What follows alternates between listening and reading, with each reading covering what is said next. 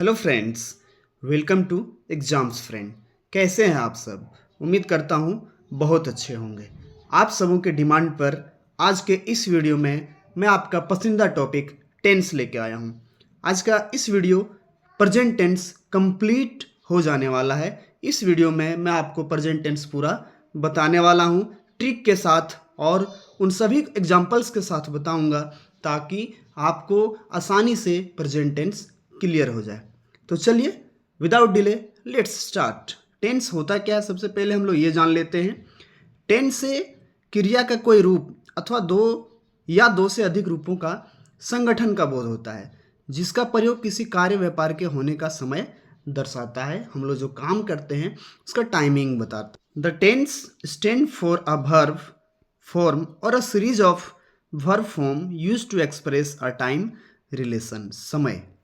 जैसे कुछ एग्जाम्पल्स देखिए आप। वह स्कूल जाता है, ही गोइज टू स्कूल। वह स्कूल जा रहा है, he is going to school. वह स्कूल जाएगा, he will go to school. तीनों सेंटेंस अलग अलग है और तीनों का जो ट्रांसलेशन बना है वो अलग अलग बना है। आपको पूरा टेंस में कंप्लीट बताऊंगा और इस वीडियो को देखने के बाद आपको कोई दूसरी वीडियो देखने की ज़रूरत नहीं पड़ेगी। आप सभी को पता है अंग्रेजी में टेंस कितने हैं? 3 हैं। अंग्रेजी में टेंस 3 है। पहला प्रेजेंट टेंस, जिससे अभी का पता चलता है, अभी प्रेजेंट में क्या हो रहा है, वर्तमान में क्या हो रहा है। ये पास्ट टेंस, जो बीत चुका, जो समय गुजर गया है, उसको हम पास्ट टेंस बोलते हैं, जिससे भूतकाल के समय का पता चलता है। और फ्यूचर टेंस क्या है? आने वाला, जो वक्त अभी आने वाला है, अभी आया नहीं है और अभी ना प्रेजेंट में चल रहा है, आने वाले वक्त को हम लोग फ्यूचर टेंस कहेंगे। अब यदि बात करें हम प्रेजेंट टेंस के 4 भेद का, तो ये देखिए प्रेजेंट टेंस के चारों भेद आपको मिलेंगे।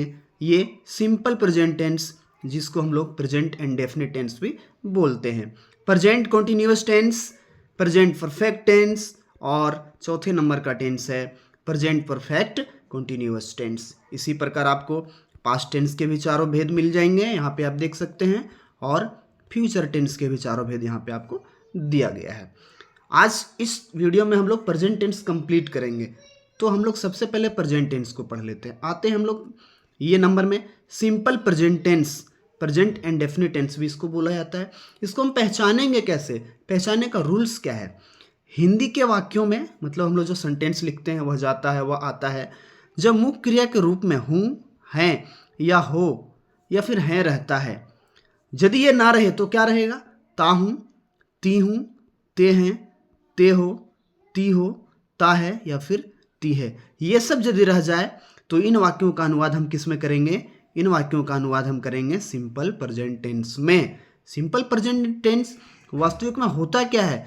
ये काम है, जो काम रोज होता है, जो आदत है हमारा, जो सच है, वो होता है सिंपल प्रेजेंट। वह पढ़ती है। आपको मैंने जैसा पहचानने का नियम बताया था, आप वाक्य के अंत में देखिए ती है, यहाँ भी मिलेगा आपको ती है, ता हूँ, ते हैं, ता है, ता हूँ। ये जो मैंने आपको पहचानने का नियम बताया था कि आप हिंदी के वाक्यों को पढ़ेंगे तो पहचानेंगे कैसे कि ये सिंपल प्रेजेंट टेंस का है। तब आप देख रहे हैं वाक्यों के अंत में आपको ता हूँ, ती है, ते हो, ये आपको मिल रहा है। अब बात करें इसकी ट्रांसलेशन की, बनाएंगे कैसे? राम खेलता है, राम प्लेस, किन्हीं को लगेगा यहाँ पे तो है लगा हुआ है, तो ईज हम क्यों नहीं लगाते हैं? जैसा कि हमने यहाँ पे बताया था कि यदि एम इज आर लगा के हमने बनाया था, आप देख सकते हैं ये सेंटेंस को। वह एक नर्स है, तो सी इज अ नर्स, हमने है के बदले इज लगाया है। तो फिर हम नीचे वाले जो सेंटेंस बताएं वहाँ पे हम इज क्यों नहीं लगाते हैं? तो बस आप इस बात को याद रखिएगा, जब आपको क्रिया के फॉर्म में ता मिल जाए, ती मिल जाए, ते मिल जाए, तब आपको इज, एम और आर का प्रयोग नहीं करना है। यदि हम बात करें अफर्मेटिव सेंटेंस, जिसको बहुत लोग पॉजिटिव सेंटेंस भी बोलते हैं, यदि इसके स्ट्रक्चर की बात करें तो अभी आपको नीचे में मैं स्ट्रक्चर बताऊंगा। थोड़ा सा एग्जाम्पल ले लेते हैं। मैं एक लड़का हूँ, I am a boy, she is a nurse, वह एक नर्स है। ये सारा सेंटेंस आप यहाँ पे मिला सकते हैं जो मैंने बताया, जो आप यहाँ देख रहे हूँ, हैं, ता हूँ, ती हूँ, ये सारा आपको देखने के लिए मिलेगा। चलिए और नीचे आते हैं।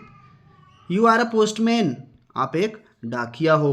वी आर फार्मर्स, हम लोग किसान है, आई हैव अ पेन, मुझे एक कलम है। सी हैज़ अ डॉग, उसके पास एक कुत्ता है। अब हम लोग स्ट्रक्चर के हिसाब से पढ़ते हैं, थोड़ी आसानी होगी। चलिए, सबसे महत्वपूर्ण चीज़ अफर्मेटिव सेंटेंस या हम पॉजिटिव सेंटेंस भी कहते हैं, इसका स्ट्रक्चर की बात करें, बनावट कैसे हम पहचानेंगे किस टेंस का है और कैसे बनेगा। तो इसका बनावट क्या होता है, सब्जेक्ट होता है, वर्ब का पहला रूप लगाएंगे हम लोग और वर्ब का पांचवा रूप भी। कहाँ लगाएंगे, कैसे लगाएंगे, वो भी मैं बताने वाला हूँ। और लास्ट में हम लोग ऑब्जेक्ट लगाएंगे, या यूँ कह लीजिए एक्स्ट्रा वर्ड जो भी हमारे पास रहेगा, ये सब लगाने के बाद हम अंतिम एक्स्ट्रा वर्ड लगाएंगे। थोड़ा इसे समझिए। Singular number, singular number third person क्या क्या आ जाता है, ये देखिए, ही, सी, इट और किसी का नाम। प्रेजेंट टेंस हम लोग जब तक पढ़ेंगे ये हमको मिलेगा। Singular number, he, she, it और किसी का नाम रहे तो हम लोग वर्ब का पांचवा रूप लगाएंगे। यानी यदि नाम मिल जाए तो V5 लगाएंगे, वर्ब का पांचवा रूप लगाएंगे। और जब हम अफर्मेटिव से आगे बढ़ेंगे तो इस सब के साथ में डज लगाएंगे, और जब हमें ज़रूरत पड़ेगी सिंपल फॉर्म की तो हम लोग इस सब के साथ में हैज़ का यूज़ करेंगे। देखिए, ये इंपॉर्टेंट पॉइंट है। ही, सी, इट और नेम के साथ में हमको क्या लगाना है, यस या यस। चाहे आप V5 बोल लीजिए, वर्ब का पांचवा रूप बोल लीजिए, या यस या यस बोल लीजिए। देखिए एग्जाम्पल से इसको समझते हैं। वह पढ़ती है, सी रीड्स, देखिए V5 लगा, वर्ब का पांचवा रूप। वह हिंदी पढ़ती है, सी रीड्स हिंदी, यहाँ पे ऑब्जेक्ट आ गया हमारा या फिर एक्स्ट्रा वर्ड आ गया। मैं पढ़ता हूँ, आई रीड, यहाँ पे देखिए V5 नहीं आया क्योंकि ये थर्ड पर्सन सिंगुलर नंबर आई है ही नहीं, तो यहाँ पे V1 लगेगा, यानी वर्ब का पहला रूप लगेगा। मैं अंग्रेजी पढ़ता हूँ, आई रीड इंग्लिश, देखिए यहाँ भी V5 नहीं आया क्योंकि आई के साथ में V5 नहीं लगेगा। V5 कहाँ लगेगा, वर्ब का पांचवा रूप कहाँ लगेगा, मैंने भी ऊपर में आपको बता रखा है। आप क्रिकेट खेलते हैं, यू प्ले क्रिकेट, ये अफर्मेटिव का है, बहुत आसानी से आपको समझ में आ गया होगा। चलिए अब आते हैं हम लोग नेगेटिव में। नेगेटिव जिसमें नहीं लगा रहे, कैसे पहचानेंगे। सबसे पहले बात करें स्ट्रक्चर का, तो बनावट क्या है, डू या डज लगाइए। अभी मैंने आपको बताया डज कहाँ लगाएंगे, एक बार और चलिए रिवाइज कर लेते हैं हम लोग कि डज कहाँ लगाना है। यदि थर्ड पर्सन सिंगुलर नंबर का ये चार आपको मिल जाए तो इसके साथ में आप क्या लगाएंगे, डज लगाएंगे। ही, सी, इट और किसी का नाम, राम, श्याम, मोहन, सीता, गीता मिल जाए तो आप इस सब के साथ में डज लगाएंगे। देख लीजिए यहाँ पे, वह नहीं पढ़ती है, वह है थर्ड पर्सन सिंगुलर नंबर, वह नहीं पढ़ती है तो क्या लगा, does. She does not read, वह हिंदी नहीं पढ़ती है, she does not read Hindi. देखिए यहाँ पे डज लग रहा है, इस पर ध्यान दीजिए आप, डज लग रहा है। आगे हम आएंगे अलग सेंटेंस में जहाँ पे हमको ही, सी, इट और किसी का नाम नहीं मिलेगा। यहाँ पे देखिए, मैं नहीं पढ़ता हूँ, आई डू नॉट रीड, इसके साथ क्या लगा, do, I do not read. मैं अंग्रेजी नहीं पढ़ता हूँ, I do not read English.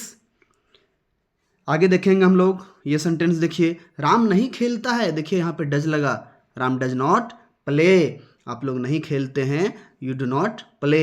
आप क्रिकेट नहीं खेलते हैं, you do not play cricket. ये देखिए सारे सेंटेंस में आप देखेंगे कहाँ पे डू लग रहा है और कहाँ पे डज लग रहा है, ये आपके लिए मैं ऊपर में भी समझाया हूँ। आगे आते हैं हम लोग और इंट्रोगेटिव को थोड़ा देखते हैं। प्रश्नवाचक, जिसमें आपको प्रश्नवाचक चिन्ह मिले, यह है इंट्रोगेटिव सेंटेंस का स्ट्रक्चर। पहले डू डज लगाइए, फिर सब्जेक्ट, वर्ब का पहला रूप और अंतिम में ऑब्जेक्ट कह लीजिए या फिर एक्स्ट्रा वर्ड्स कह लीजिए। क्या वह पढ़ती है, डज सी रीड, देखिए वह था तो वह के साथ में डज लगाना था तो डज सी रीड। क्या वह हिंदी पढ़ती है, डज सी रीड हिंदी। क्या मैं पढ़ता हूँ, डू आई रीड। तो इतना दूर आने के बाद आपको पता चल गया होगा किसके साथ में हमें डज लगाना है और किसके साथ में हमें डू लगाना है। सबसे महत्वपूर्ण ये चीज़ें हैं जो अभी तक आपने देखा है। क्या मैं अंग्रेजी पढ़ता हूँ, डू आई रीड इंग्लिश। क्या राम खेलता है, डज राम प्ले। अब हम लोग आएंगे इंट्रोगेटिव नेगेटिव सेंटेंस में, नेगेटिव इंट्रोगेटिव सेंटेंस में। ये देखिए नेगेटिव इंट्रोगेटिव सेंटेंस स्ट्रक्चर आपको यहाँ मिलेगा।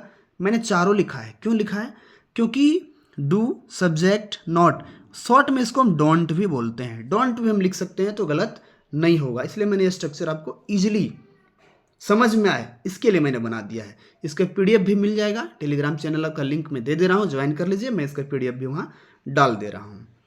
देखते हैं अब इसको। क्या वह नहीं पढ़ती है, क्या वह नहीं पढ़ती है, डज सी नॉट रीड, क्या वह हिंदी नहीं पढ़ती है? Does she not read Hindi, क्या मैं नहीं पढ़ता हूँ? Do I not read. देखिए डू और डज, बस इतना ही याद रखिए कि डू कहाँ लगेगा और डज कहाँ लगेगा, सारा आप आसानी से बना लेंगे। अब हम आते हैं क्वेश्चन वर्ड में। क्वेश्चन वर्ड क्या होता है आपको पता है, प्रश्नवाचक चिन्ह। मेन क्वेश्चन वर्ड जो आपको पढ़ना है वो मैं यहाँ दे दे रहा हूँ। व्हाट क्या, वेयर कहाँ, व्हेन कब, हाउ कैसे, व्हाई क्यों। इसके अलावा विच कभी मिलेगा, हु मिलेगा, ये सभी मिलेगा। क्वेश्चन वर्ड का स्ट्रक्चर बहुत ही आसान है। आप नेगेटिव इंट्रोगेटिव वाले स्ट्रक्चर में शुरू में क्वेश्चन वर्ड को ऐड कर लीजिए, बस यहीं से आप पहचान जाएंगे कि ये क्वेश्चन वर्ड में बनेगा। नॉट ऑप्शनल है, नोट का यूज होगा तो आपको करना है, नहीं यूज होगा तो नहीं करना है। देखते हैं इसके एग्जाम्पल्स को हम। आप क्या पढ़ते हैं, तो सबसे पहले हम क्या लगाएंगे, देखिए अभी पीछे हमने पढ़ा क्या, स्टार्ट में क्या था, शुरू में क्या था, ये देखिए शुरू में क्या लगा हुआ है, तो ये जो क्या है ना, ये प्रश्न किया जा रहा है हमसे, तो सबसे पहले हम डू या डज लगाएंगे। और ये जो क्या है आप देख रहे हैं, ये क्वेश्चन पूछा जा रहा है, आप क्या पढ़ते हैं? What do you read, Ram कहाँ रहता है? वेयर डज राम लीव, वह कब खेलती है? When does C play. देखिए आपके लिए हम क्या यूज़ करेंगे, यू यूज़ करेंगे। सबसे पहले क्या है तो हम लोग व्हाट लगाएं, फिर हमें डू या डज लगाना है तो डू लगा दिए, सब्जेक्ट लगाना है तो यू लगा दिए, और क्या पढ़ना है तो रीड लगा दिए। आप क्या पढ़ते हैं? What do you read. फिर हम देखेंगे वह कब खेलती है, तो सबसे पहले हम लोग कब का बनाएंगे, व्हेन। फिर डू या डज, तो हम देखते हैं वह है, यानी थर्ड पर्सन सिंगुलर नंबर है तो डज लगाएंगे। इसके बाद सब्जेक्ट है सी तो सी लगाएंगे, और खेलना है प्ले तो प्ले लगाएंगे, व्हेन डज सी प्ले। तो ये प्रेजेंट टेंस कंप्लीट मैंने आपको बताया, सिंपल प्रेजेंट टेंस। अब हम लोग चलेंगे प्रेजेंट कंटिन्यूअस टेंस। दोस्तों बात करें प्रेजेंट कंटिन्यूअस टेंस की, कंटिन्यू यहीं से हमें पता चलता है। कंटिन्यूअस मतलब कंटिन्यू, कंटिन्यू मतलब होता है जारी रहना। जो काम प्रेजेंट में जारी है उसको ही हम कह सकते हैं प्रेजेंट कंटिन्यूअस टेंस, जो अभी जारी है। यदि इनकी डिफिनेशन को समझें हम, तो यदि हिंदी वाक्यों के अंत में रहा हूँ, रही हूँ, रहे हैं, रहे हो, रही है, रहता है, तो इन वाक्यों का अनुवाद हम किसके करेंगे, प्रेजेंट कंटिन्यूअस टेंस में करेंगे। कुछ महत्वपूर्ण तथ्य भी हमें समझना है। इस टेंस का प्रयोग भविष्य में होने वाले कार्यक्रम, निर्णय, पूर्व निर्धारित योजना करने और इरादे या संभावना को भी व्यक्त करने में हम इसी टेंस का प्रयोग करते हैं। इसका एग्जाम्पल से हम समझ लेते हैं। जैसे सी इज कमिंग टुमारो, वह कल आ रही है। ये देखिए वह कल आ रही है, ये भविष्य की बात हम बता रहे हैं आज, और हम इसको कंटिन्यूअस टेंस में बना रहे हैं। I am going to buy a car, एक प्लान मैंने बनाया है कि मैं कार खरीदने जा रहा हूँ। प्लान मैंने कर लिया, योजना मैंने बना लिया, लेकिन इसको मैं कंटिन्यूअस टेंस में बना रहा हूँ। I am going to buy a car, मैं कार खरीदने जा रहा हूँ। चलिए आगे बढ़ते हैं, थोड़ा सा इसको भी समझ लिए। जिन्हें आता है वो बहुत अच्छी बात है।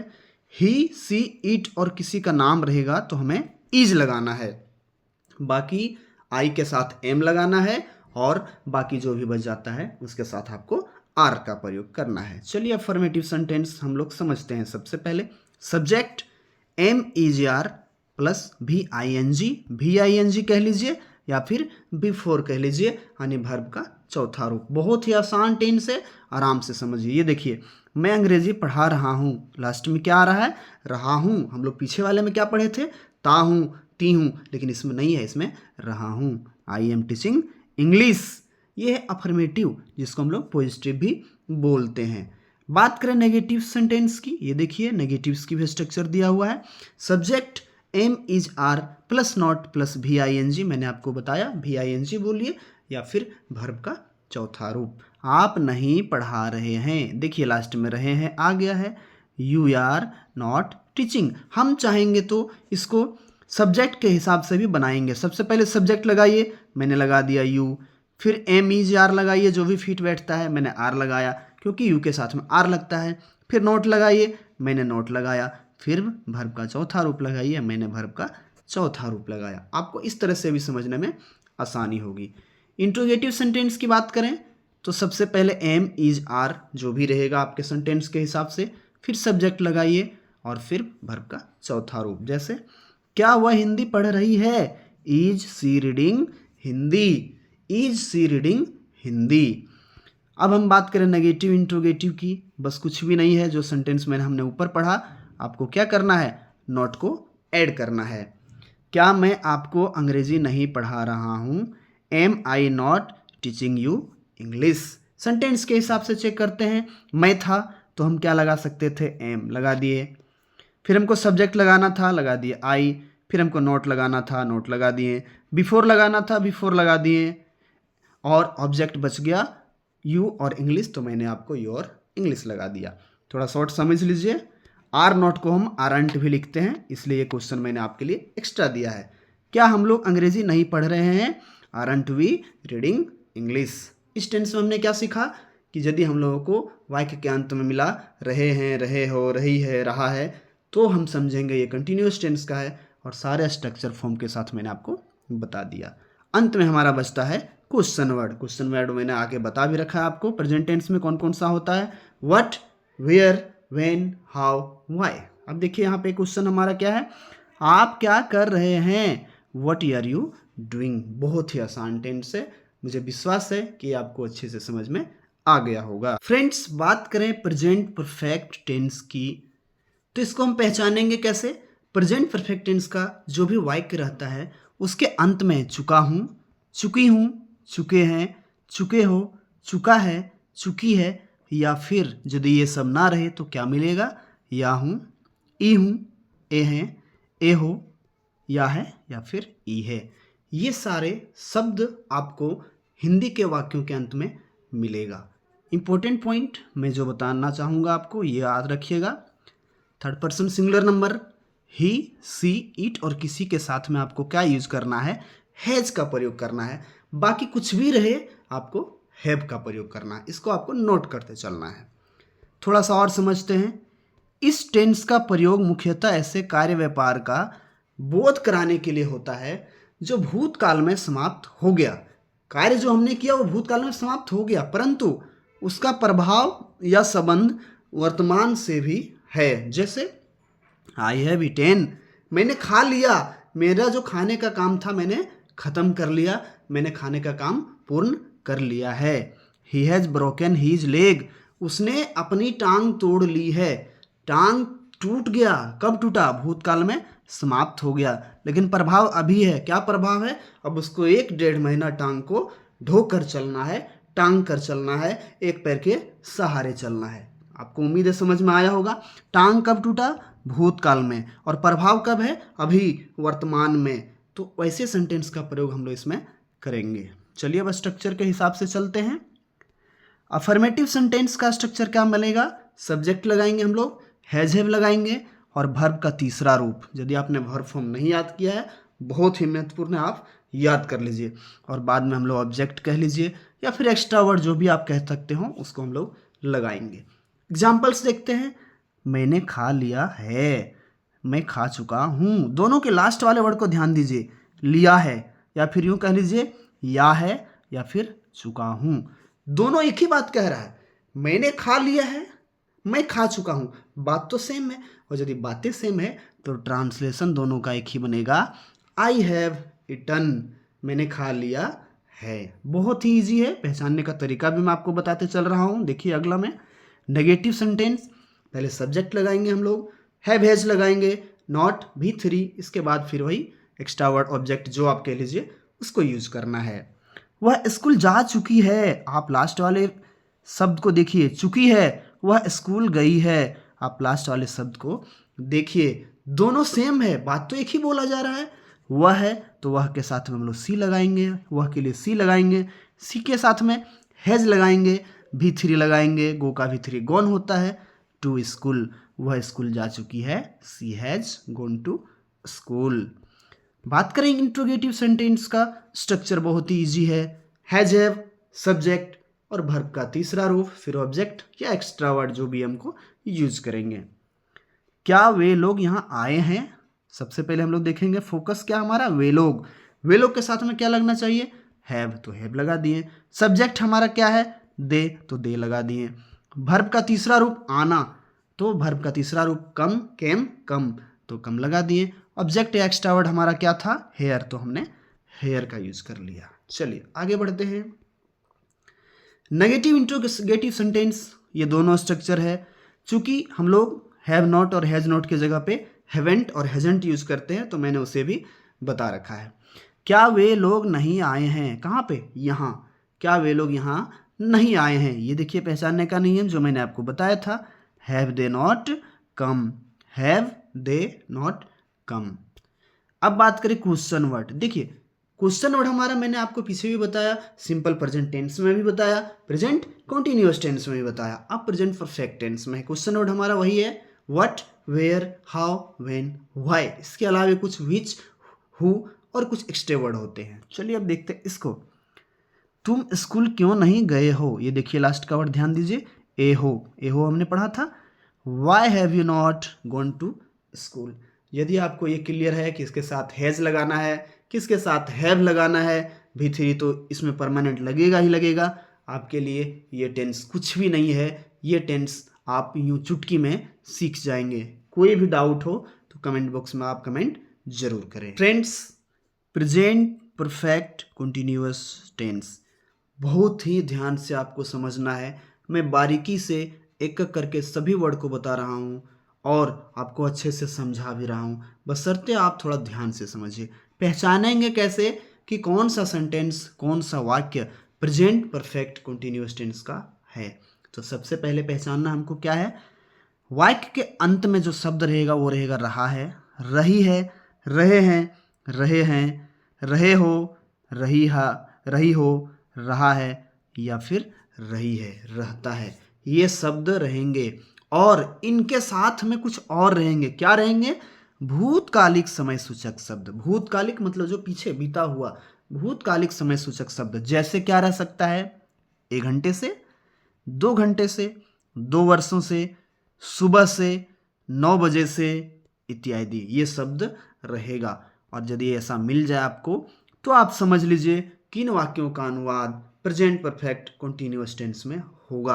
परंतु कभी कभार आपको समय सूचक शब्द नहीं भी मिले, तब कैसे पहचानेंगे, जब भूतकालिक समय सूचक शब्द का प्रयोग नहीं रहता है, तब अंत में क्या मिलेगा आपको, तब वाक्य के अंत में मिलेगा ता रहा हूं, यानी क्रिया के अंत में आपको क्या मिलेगा, ता रहा हूं, ती रही हूं, ता रहा है, ती रही है, ते रहे हैं, ते रहे हो, ती रही हो। ये सब रहेगा, कब रहेगा, जब भूतकालिक समय सूचक शब्द नहीं रहेगा।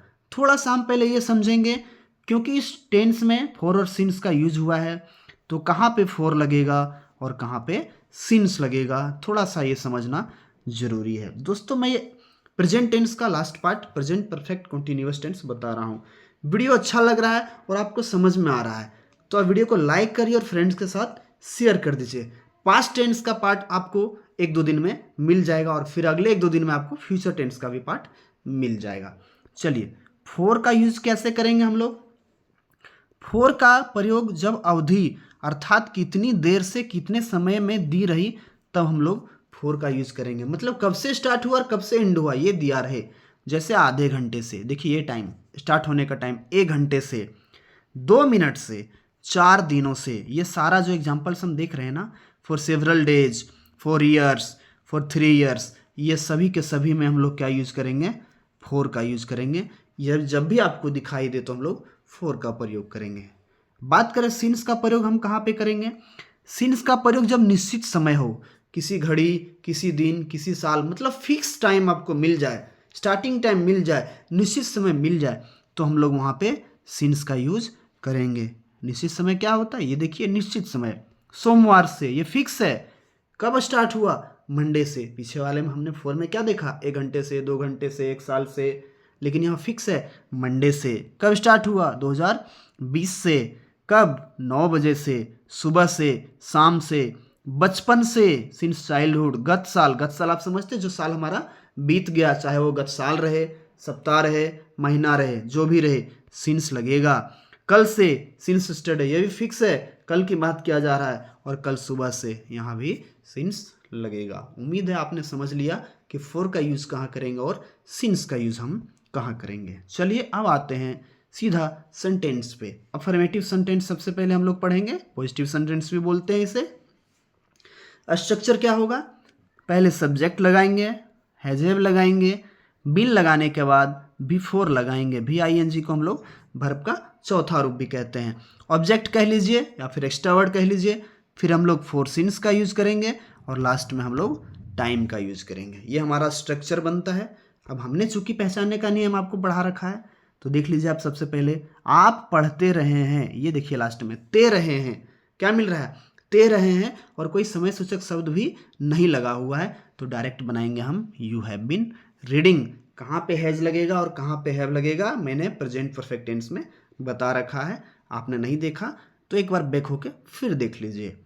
हम लोग 4 बजे से पढ़ रहे हैं, we have been reading since 4 o'clock। देखिए जैसे ही समय आया, भूतकालिक समय सूचक शब्द जैसे ही आया वैसे ही क्या आ गया यहाँ पे, रहे हैं, और भूतकालिक समय सूचक शब्द नहीं लगा हुआ था तो यहाँ पे क्या लगा हुआ था, रहे हैं, ते रहे हैं। जब भूतकालिक समय सूचक शब्द नहीं था तो ते रहे हैं आया हुआ था, लेकिन जैसे समय आ गया सिर्फ रहे हैं। बस ये फर्क है, आपको ये चीज़ पहचान लेना है। आगे बढ़ते हैं, नेगेटिव सेंटेंस की बात करते हैं। Subject has have not been before, बाकी ये सारी चीज़ें वही हैं जो मैंने आपको पीछे में बता रखा है। चलिए इसको सेंटेंस के हिसाब से बनाते हैं, स्ट्रक्चर के हिसाब से बनाते हैं। वह सुबह से नहीं पढ़ रही है, तो सबसे पहले सब्जेक्ट लगाइए, सी लगा दिए, फिर हैव या हैज लगाइए, हैज लगा दिए, नोट लगाइए, नोट लगा दिए, बिन लगाइए, बिन लगा दिए, ऑब्जेक्ट या एक्स्ट्रा वर्ड लगाइए, उसके पहले हमारा वर्ब का चौथा रूप रीडिंग लगा दिए, ऑब्जेक्ट था नहीं था, फोर सिंस है बिल्कुल है, सिंस लगा दिए, टाइम है बिल्कुल है, मॉर्निंग। ये आपको मैंने पूरा स्ट्रक्चर से बना दिया। चलिए इंट्रोगेटिव सेंटेंस की बात करें तो एकदम उसी जैसा है जैसा हमने पिछले पढ़ा है। सबसे पहले हमको क्या मिलेगा, हैव या हैज, फिर सब्जेक्ट के बाद बीन लगाएंगे और सारा वही जो हमने पीछे देख रखा है। क्या आप लोग 5 वर्षों से अंग्रेजी पढ़ रहे हैं, have you been reading English for 5 years। 4 क्यों लगा मैंने आपको बता रखा है, कहाँ पे 4 लगाएंगे और कहाँ पे सिंस का यूज करेंगे। नेगेटिव इंट्रोगेटिव की बात करें तो बस सेम है, सिर्फ हमको इसमें नोट का यूज कर देना है। यदि आप में से कोई अफर्मेटिव का स्ट्रक्चर याद कर लिया तो interrogative, negative, negative interrogative, question word का स्ट्रक्चर अपने आप याद हो जाएगा। यानी आपको सिर्फ एक स्ट्रक्चर याद करना है और वो अफर्मेटिव का स्ट्रक्चर है। क्या मैं बचपन से यहाँ नहीं पढ़ रहा हूँ, देखिए बचपन क्या है, निश्चित समय है, फिक्स टाइम को बता रहा है, इसलिए यहाँ पे क्या लगा, since. Have I not been reading here since childhood, क्या मैं बचपन से यहाँ नहीं पढ़ रहा हूँ। अब आता हमारा क्वेश्चन वर्ड, जो सबसे लास्ट टॉपिक है आपका प्रेजेंट परफेक्ट कंटिन्यूअस टेंस का। क्वेश्चन वर्ड हमने आपको बता रखा है क्या क्या लगाना है। आप लोग सोमवार से क्या पढ़ रहे हैं, तो देखिए ये वाला क्या और एक जो प्रश्नवाचक चिन्ह में होता है इंट्रोगेटिव में, वो वाला क्या में फ़र्क मैंने आपको बता दिया। आप लोग सोमवार से, देखिए सोमवार से क्या फिक्स टाइम है तो सिंस लगा दिया। आप लोग सोमवार से क्या पढ़ रहे हैं, what have you been reading since Monday. ये हमारा था प्रेजेंट परफेक्ट कंटिन्यूअस टेंस, पूरा हमने कंप्लीट करा दिया। प्रेजेंट टेंस इस वीडियो में कंप्लीट हो गया। अगले वीडियो में हम लोग पास्ट टेंस पढ़ेंगे। आपको इसमें क्या अच्छा लगा, क्या पसंद आया, क्या आपने इसमें कमी पाया, आप कमेंट बॉक्स में हमें ज़रूर बताइए, ताकि अगले वीडियो के लिए हमें मोटिवेशन मिले, सीख मिले। तब तक अगले वीडियो की तैयारी हम करते हैं। मिलते हैं अगले वीडियो में, तब तक के लिए जय हिंद, वंदे मातरम।